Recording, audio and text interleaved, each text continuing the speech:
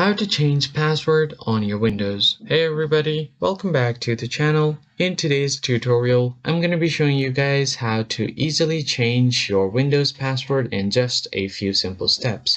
But before we get started, do not forget to hit the like button down below and subscribe to the channel. First thing first, you are going to open up your settings menu right here on your laptop. And on the left side of your navigation bar, you'll have different options. You're just going to head over to account section because your account is tied up to your login.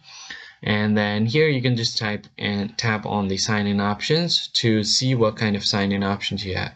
If you have set up a PIN like me, as you can see, I have set up a login PIN for my laptop. You can do this, or if you have set up a password, then you can just go ahead and click on that as well.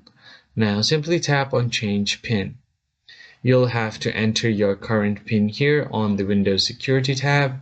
So once you enter the PIN, you're going to enter a new PIN and confirm the new PIN. And if you want to include letters and symbols, you can just check this box and then enter letters and symbols along with the numbers.